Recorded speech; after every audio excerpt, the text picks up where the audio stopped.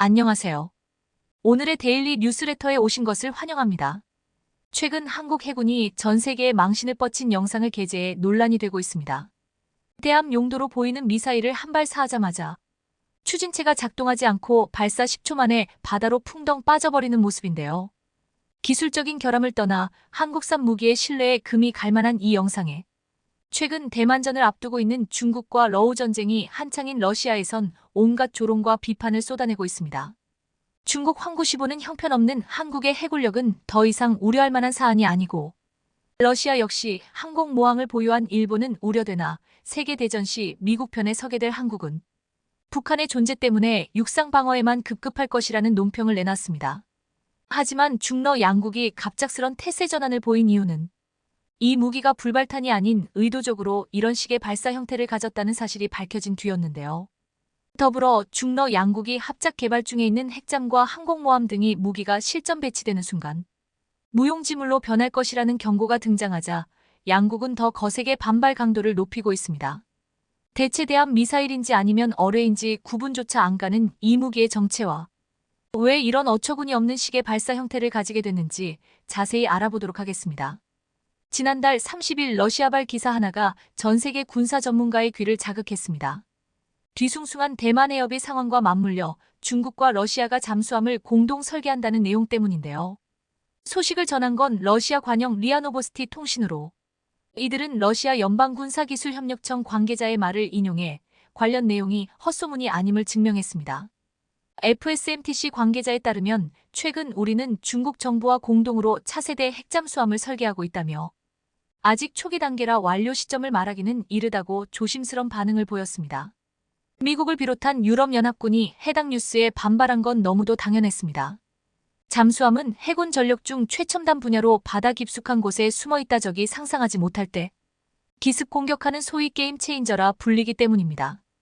최근 대만과 호주 정부가 잠수함 전력 확보에 열을 올리는 이유가 바로 이 때문으로 영국과 프랑스, 러시아, 독일 등 잠수함 선진국들은 잠수함을 수출하긴 하나 가장 중요한 핵심 레시피인 제작 기술을 이전해주지 않고 심지어 최신형 잠수함은 수출 대상에도 올리지 않고 있습니다.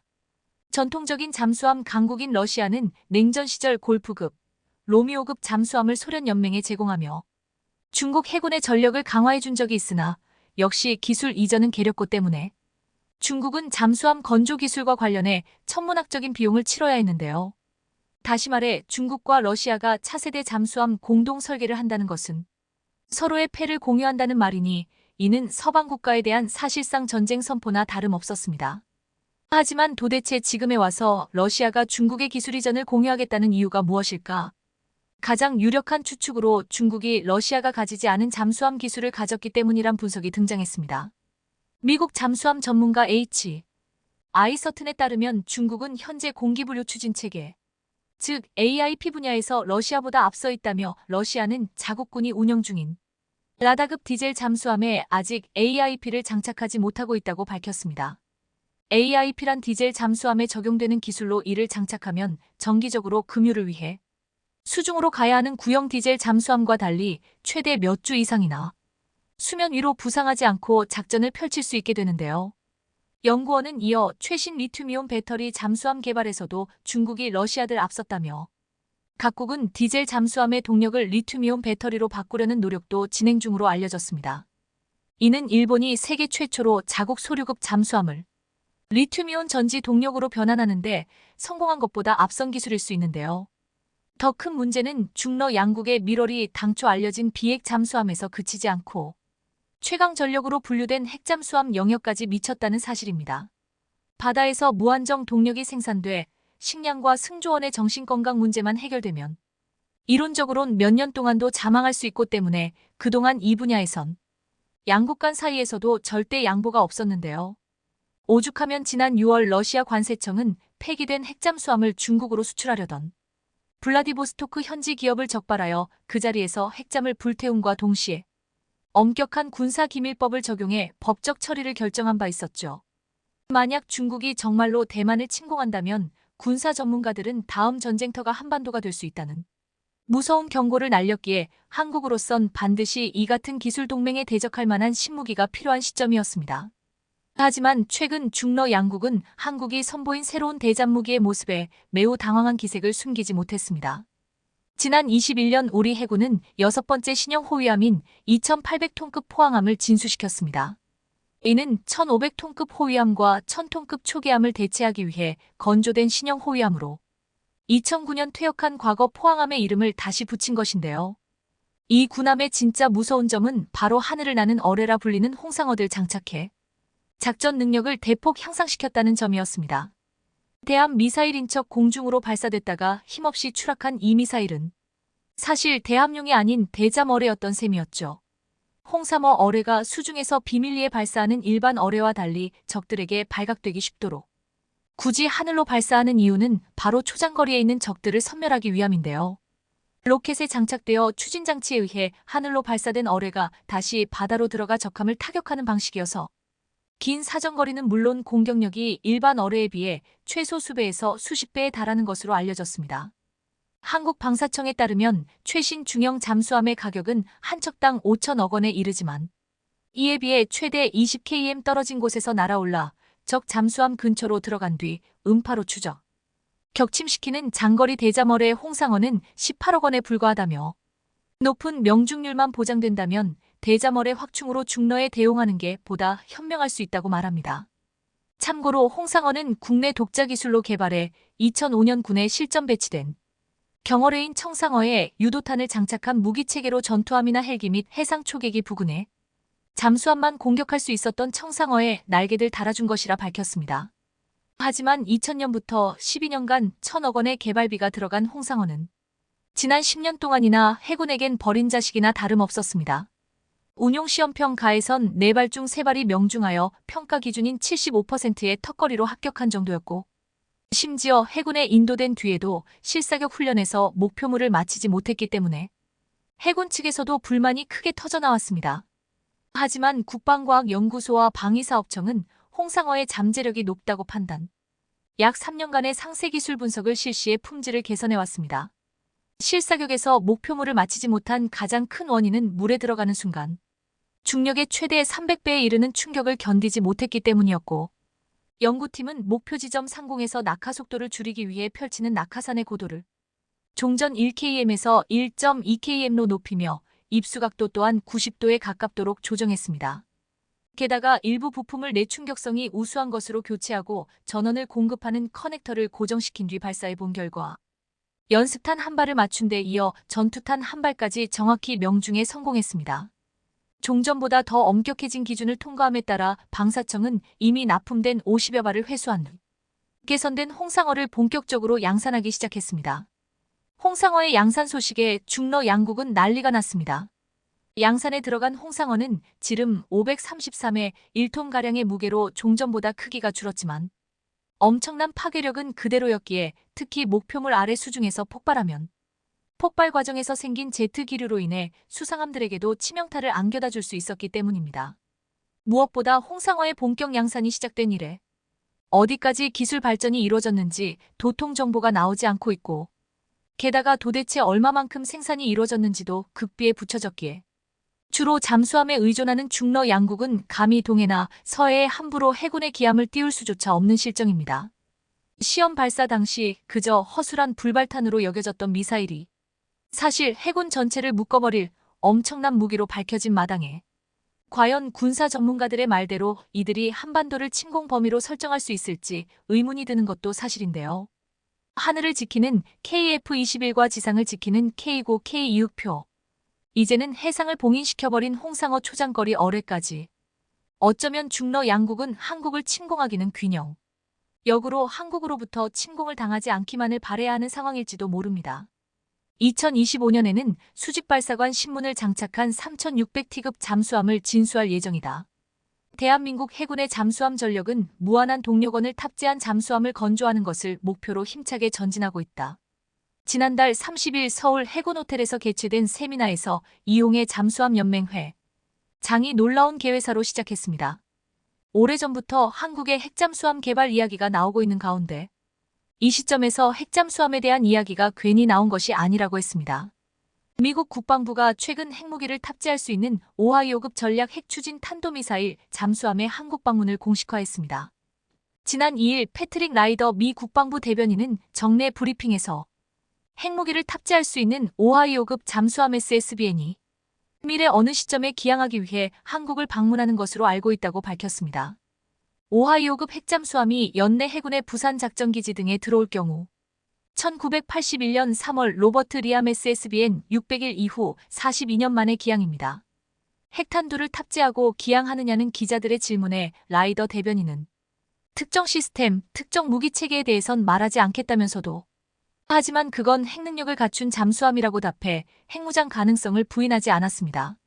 한반도 유사시 가장 무서운 핵보복 비밀병기인 미국의 핵심 전략자산이 42년 만에 한국에 기항한다는 것은 북핵 위협에 대한 확장 억제 강화의 구체적인 움직임으로 풀이될 수 있는데 지금 일각에서는 핵잠수함이 한반도에 42년 만에 왔다는 것을 두고 다른 해석을 하고 있습니다.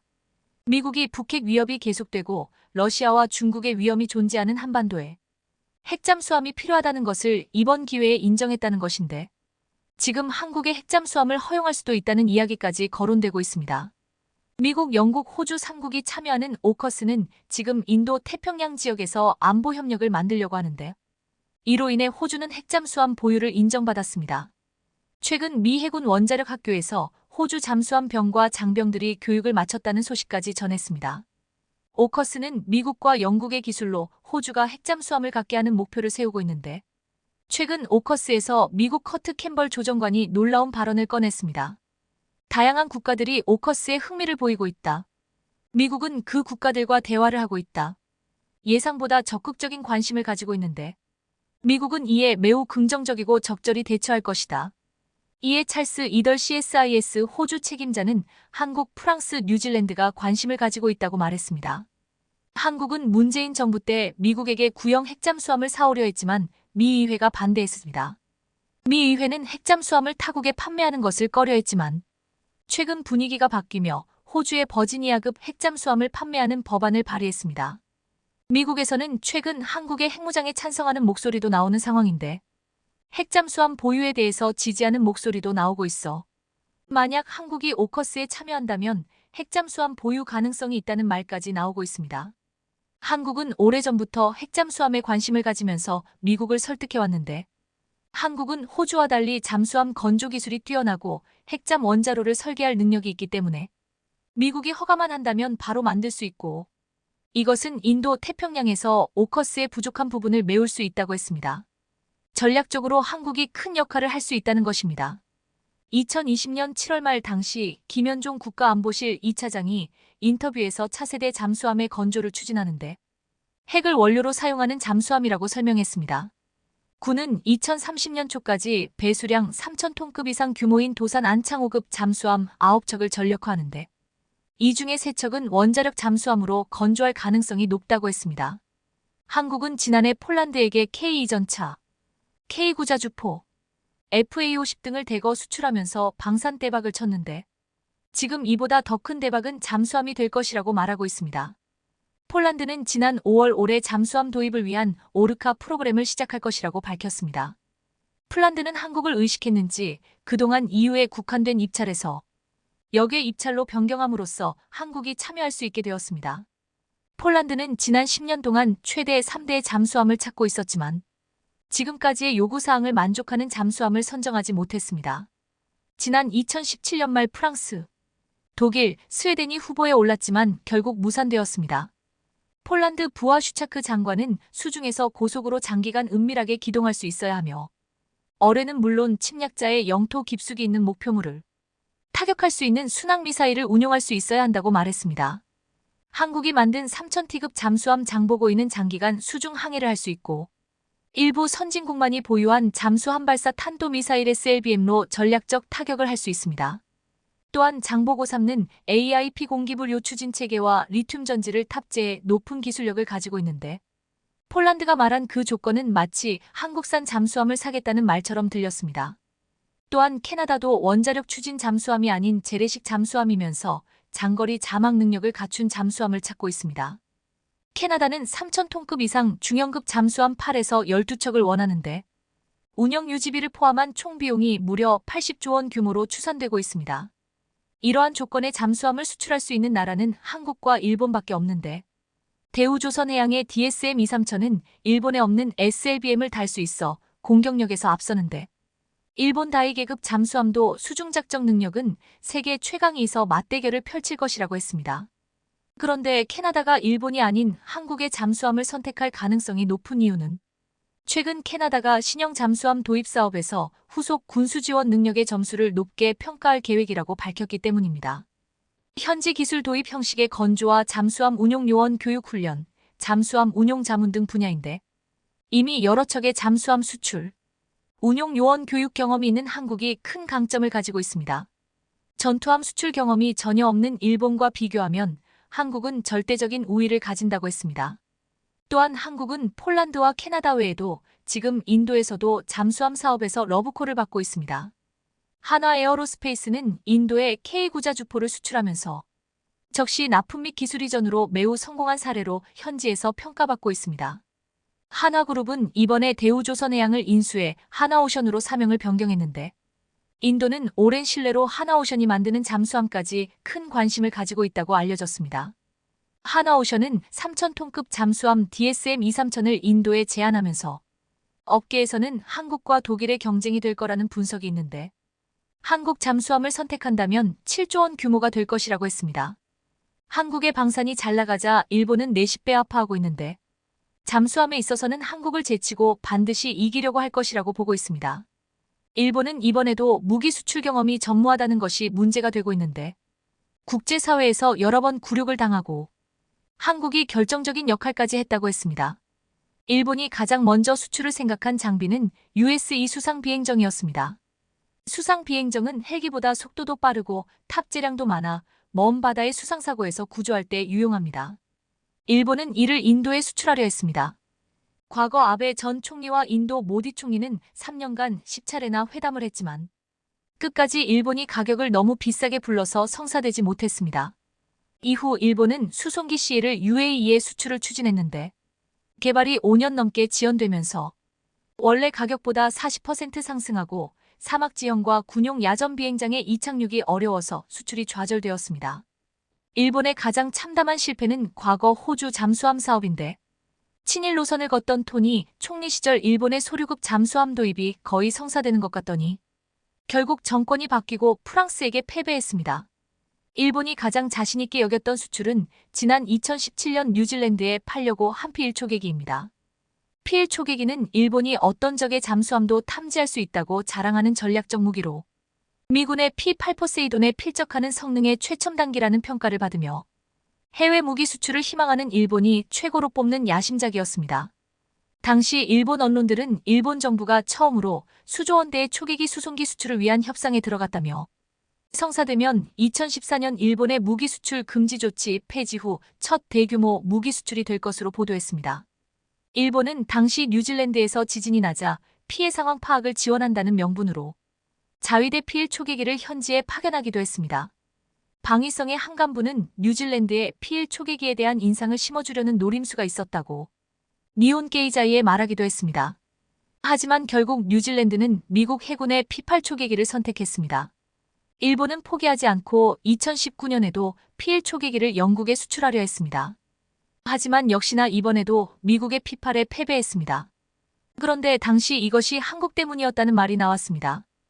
2018년 말부터 2019년 초에 일본 P1 초계기가 동해상에서 한국 구축함 광개토대왕함을 근접 촬영하면서 한일 양국 간에 큰 논란이 되었습니다. 당시 한국과 일본이 서로 치열하게 공방전을 펼치면서 한국은 P1이 자랑하는 최첨단 전자전 장비와 전자정보 수집 ESM 장비가 실전에서 함선의 레이더도 제대로 구분하지 못한다는 사실을 밝혀냈습니다. 이러한 사실이 알려지면서 P1 초계기는 신뢰가 떨어지며 영국 수출에 적잖게 영향을 주기도 했습니다. 최근 잘 나가는 한국과 극단적으로 대비되는 일본 방위산업은 완전하게 수출 시장에서 실패했습니다. 이것은 일본의 과도한 자신감 간 오만한 세일즈 방식을 비롯해 수요자가 원하는 맞춤형 제품 생산에 실패했기 때문으로 보고 있습니다. 일본의 대기업들은 대부분 방위산업에서 철수했고 한국의 대기업들은 대규모 투자와 연구개발로 서로 경쟁하며 방위산업에서도 시너지를 내고 있습니다.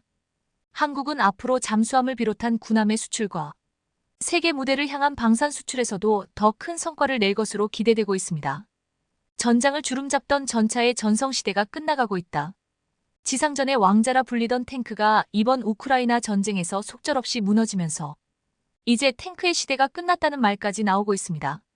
실제로 17일 외신에 따르면 개전 이후 러시아는 전차와 장갑차 1292대를 잃었다고 보도되었습니다.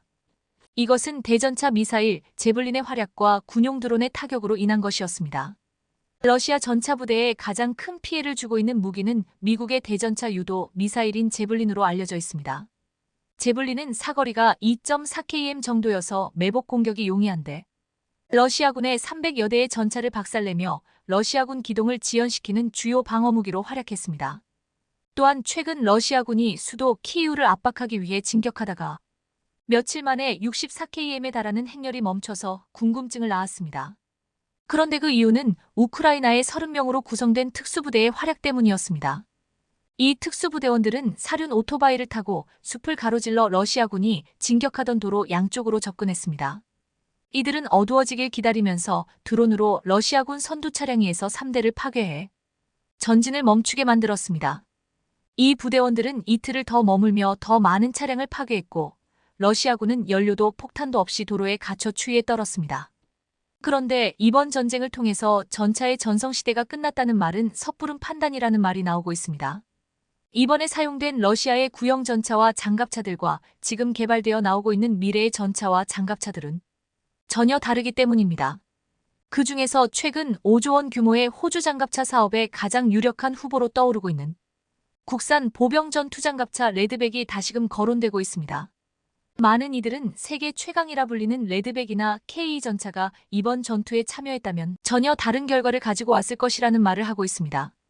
우선 레드백은 적의 미사일 공격으로부터 위치를 노출시키지 않는 스텔스 기능을 가지고 있습니다. 레드백은 솔라, 시그마 쉴드 열상 위장막을 두른 기동 위장 체계를 가지고 있어 열상 감시 장비 탐지는 물론 열추적 미사일 공격을 회피할 수 있도록 설계되어 있습니다. 이는 차량 내부 온도를 낮춰주는 효과도 있지만 중요한 것은 열상 감시 장비와 열추적 미사일의 탐지 공격으로부터 장갑차를 일종의 스텔스 무기로 만들어준다는 것입니다. 두 번째는 레드백은 날아오는 적 대전차 미사일 등을 직접 요격하는 아이언 피스트 능동 방어 장비를 갖추고 있습니다. 아이언 피스트는 장갑차에 장착된 첨단 레이더로 날아오는 적 대전차 미사일, 로켓 등을 포착한 뒤 순식간에 요격할 수 있는 능동 방어 시스템 APS입니다. 지난 29일 한화 디펜스 오스트레일리아는 12분가량의 레드백 영상을 올렸습니다. 이 영상 중에서 레드백을 향해 날아오는 미사일을 순식간에 격추하는 장면이 보였습니다. 미사일이 날아오는 순간 레드백에서 날아간 미사일이 정확하게 요격해서 폭발했습니다.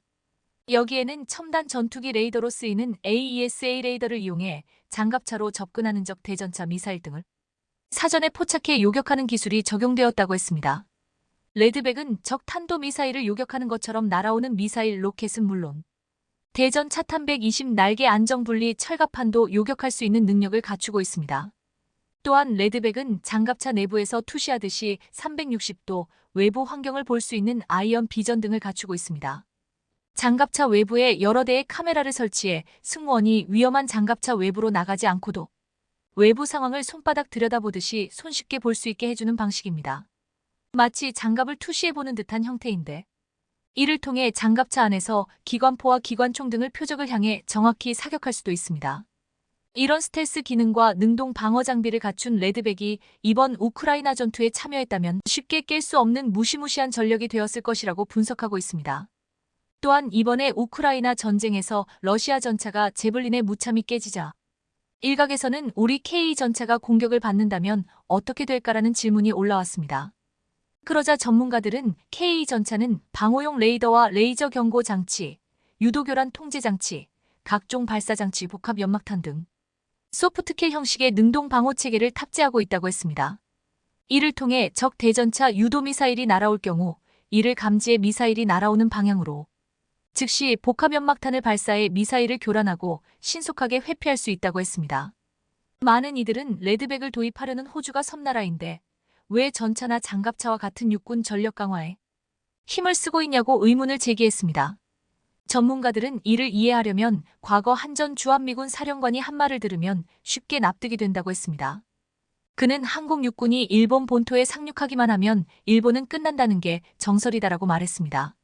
일본도 호주와 같은 섬나라여서 해상 전력과 공중 전력을 강화시키고 있지만 이것은 상대방이 미사일을 가지고 있다면 이야기가 달라진다고 했습니다.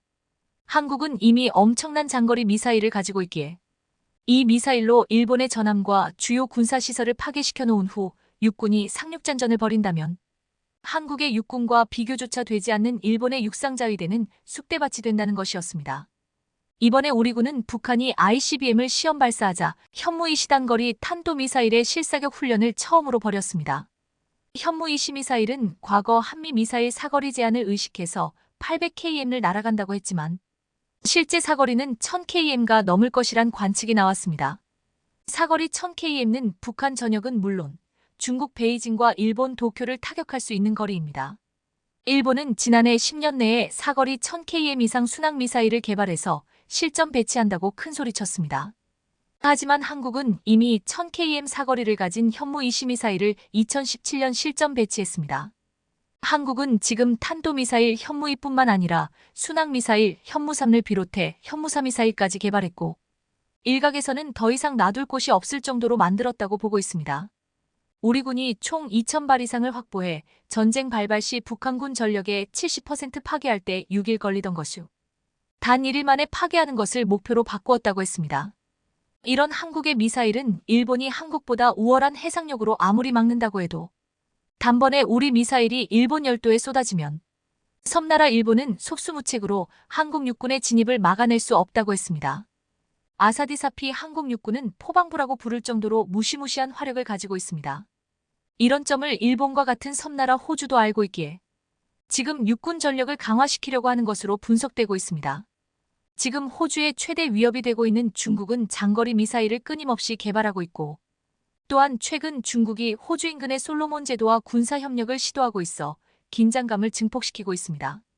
중국 정부는 남태평양 섬나라인 솔로몬 제도에 병력을 파견하여 해군기지 건설 등을 골자로 하는 군사협정을 추진하고 있습니다. 중국이 이번에 솔로몬 제도와 협정을 체결하면 남중국해를 넘어 남태평양에서도 해양작전에 나설 수 있는 근거와 명분을 확보한다고 했습니다. 호주 정부는 이번에 군사협정이 체결되면 큰 위협이 된다며 불안해하고 있는데 이 때문에 지금 국방력을 더욱 빨리 강화시키려 하는 움직임이 일어나고 있습니다.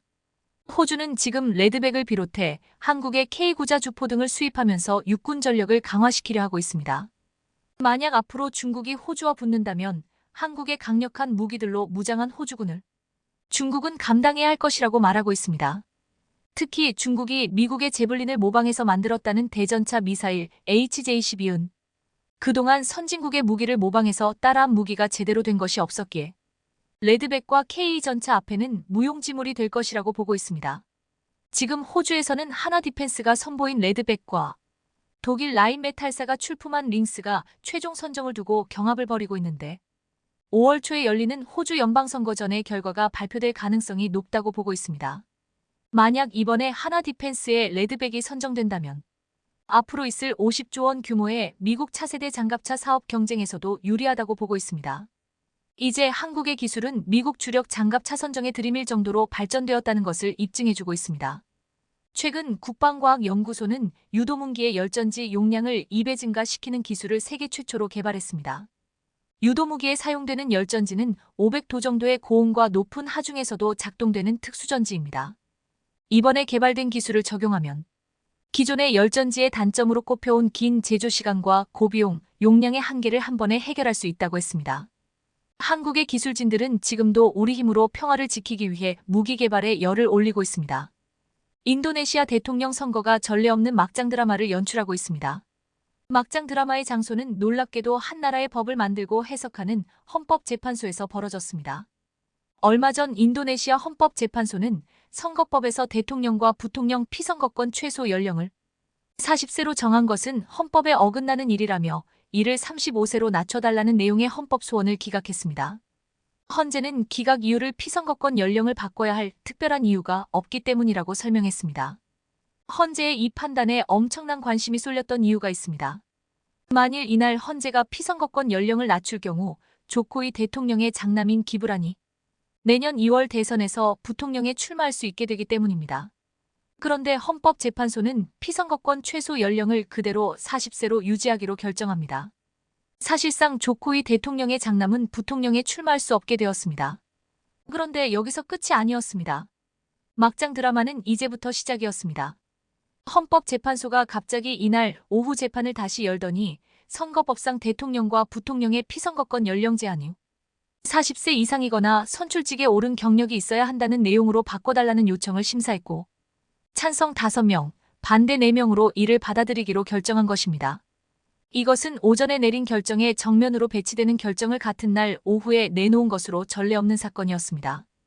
덕분에 조코이 대통령의 장남 기브란은 연령과 관계없이 대통령이나 부통령에 출마할 수 있게 되는 웃지 못할 총극이 벌어진 것입니다.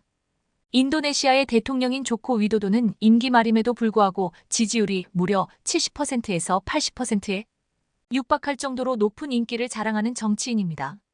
10년에 가까운 임기 동안 가장 낮았던 지지율이 50%대 초반이었고 인도네시아 대중의 절대적인 지지를 받고 있습니다. 반면 조코 위도도와 붙어서 2번이나 고배를 마셨던 프라보어 국방장관은 이번에 또다시 대선 후보로 나왔는데요. 이상한 것은 자신의 정적인 프라보어를 조코 위도도가 왜 국방부 장관에 앉혔을까 하는 점입니다. 그것은 바로 프라보어의 막대한 정치적 뒷배경 때문입니다. 비록 이혼하긴 했지만 프라보어는 인도네시아를 30년 넘게 지배한 수하르토의 사위이고 수하르토 세력들이 절대적으로 미는 후보입니다. 지금도 수하르토파들이 막강하기에 아무리 절대적인 지지를 받는 조코이라고 해도 프라보어를 무시할 수 없고 그래서 국방장관에 앉혔던 것입니다. 근데 더 막장인 건 따로 있었습니다. 현재 야당이자 군부 세력의 절대적인 지지를 받는 프라보어 국방장관이 압도적으로 지지율 1위를 달리고 있는데 반해 조코이 대통령의 여당 후보는 계속 2위에 머물고 있는데요. 여기서 이상한 점이 발견됩니다. 압도적인 지지를 받는 조코이 대통령이 속한 여당 후보가 왜 야당이자 정적인 프라보어에게 지지율이 밀리는 것일까요? 조코이의 인기를 등에 업을 만도 한데 말입니다. 여기에는 엄청난 이유가 숨겨져 있습니다. 프라보어 수비안토 국방부 장관의 러닝메이트가 바로 조코이 현 대통령의 장남이기 때문입니다.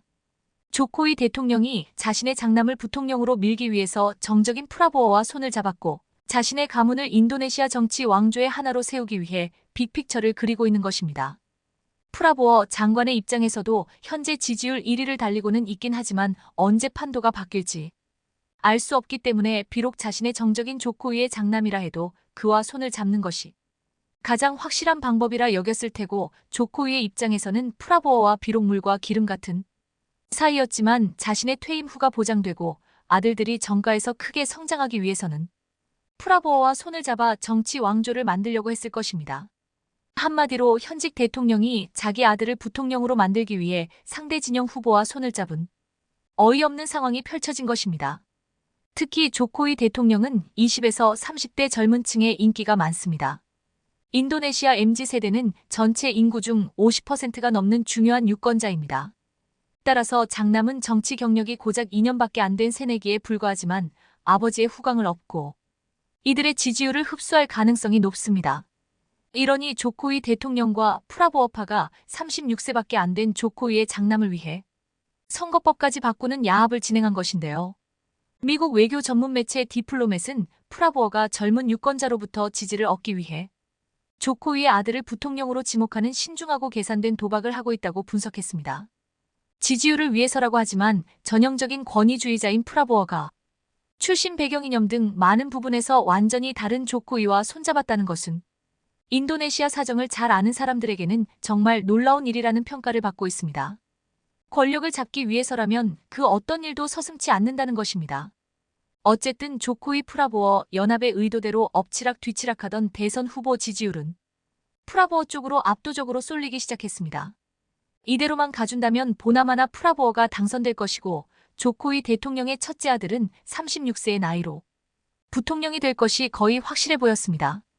참고로 조코위 대통령의 둘째 아들 역시 28살에 불과한데 당대표가 되었으니 인도네시아 정치판이 얼마나 가문 중심의 기득권이 팽배해 있는지 알만합니다. 그런데 누워서 떡 먹기 일 줄 알았던 이번 대선. 아무도 예상하지 못한 대반전이 일어났습니다. 조코위 대통령의 장남을 부통령에 출마시키기 위해 40세 이상 나이 제한까지 변경시키는 꼼수를 쓰며 조코위를 도우려 했던 헌법재판소장이 해임을 당한 겁니다.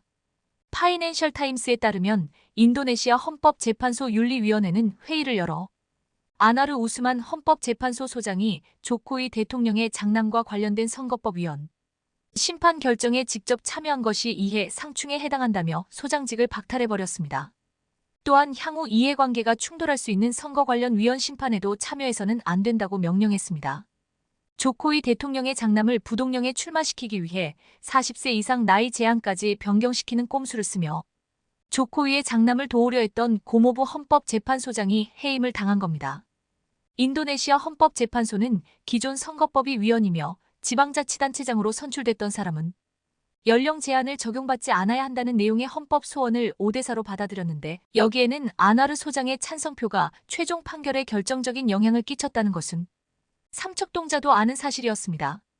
결국 의회는 헌재의 결정에 따라 선거법을 개정했고 기브란 시장은 부통령으로 출마할 수 있게 됐지만 아나르 소장이 판결에 관여한 것 자체가 조코위 대통령이 직접 법원의 결정에 영향을 미친 것 아니냐는 의혹이 계속 제기되어 왔고 결국 아나르 헌재 소장이 해임되고 만 것입니다.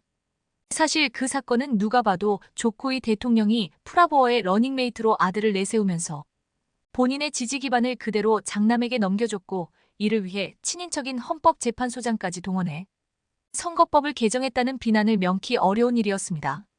선거법까지 개정하면서 과욕을 부리던 조코위 프라보어 연합은 지금 생각지도 못했던 위기에 처해 있습니다. 여론조사 기관 차르타 폴리티카의 조사 결과 프라보어 수비안토 그린드라당 총재와 그의 러닝메이트인 조코위 대통령의 장남 기브란의 지지율은 34.7%를 기록 36.8%를 얻은 여당 후보 간자르 주지사에 뒤졌습니다. 결과적으로 그간 KF21 분담금 문제의 주범인 프라보어, 현직 조코 위도도 대통령 모두 정치 인생 최악의 위기로 맞이하게 되었습니다. 한국 입장에서는 손 안 대고 코 푸는 분위기가 형성된 것입니다. 여론조사에서 프라보어 후보가 간자르 후보에 뒤진 것은 약 6개월 만의 일로 선거법을 바꿔가면서까지 자기 아들을 부통령으로 내세워 정치 왕조를 구축하려는 조코위 대통령과 프라보어의 커넥션에 인도네시아 시민들이 반감을 보인 것이라고 밖에는 해석할 수 없는 일이 벌어진 것입니다.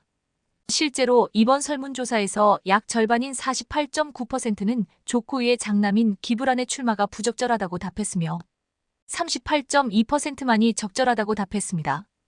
또 응답자의 60%는 인도네시아의 정치 왕조가 필요하지 않다고 답했습니다. 인도네시아는 인도와 미국에 이어 세계에서 세 번째로 큰 민주주의 국가지만 정치인들이 대를 이어 요직을 차지하면서 정치 왕조를 구축한다는 비난을 받아왔습니다. 인도네시아 정치인들의 대를 이은 가문 정치는 초대 대통령 수카르노의 딸이자 5대 대통령인 메가와티 수카르노 푸트리가 현 집권당인 인도네시아 투쟁민주당 PDIP의 수장으로 있으면서 큰 영향력을 행사하는 것에서도 나타나고 그의 딸인 푸안 마하라니는 하원 의장을 맡고 있으며 차차기 대선을 노리고 있을 정도이니 말 다했습니다. 인도네시아 최초의 직선제 선출 대통령인 수실로 밤방 유도유노의 아들도 야당인 민주당 PD의 대표로 왕성히 활동하고 있을 정도로 가문 정치가 뿌리 깊이 박혔는데요. 이런 정치 환경 속에서 2014년 조코위 대통령은 자신은 엘리트 정치 가문 출신이 아니며 이를 바탕으로 인도네시아 내 부패를 해결하겠다는 공약을 내걸었고 대통령에 당선될 수 있었지만 장남을 무리하게 부통령 후보에 올려놓음으로써 조코위 대통령 역시 정치 왕조를 구축하려 한다는 비난을 피할 수 없게 되었습니다. 과연 막장 드라마가 난무하는 이 혼란 속에서 인도네시아 국민들은 어떤 인물을 차기 대통령으로 선택할지, 프라보어 국방장관일지, 아니면 간자르 전 주지사일지 인도네시아 대선은 그 누구도 예측할 수 없게 되었습니다.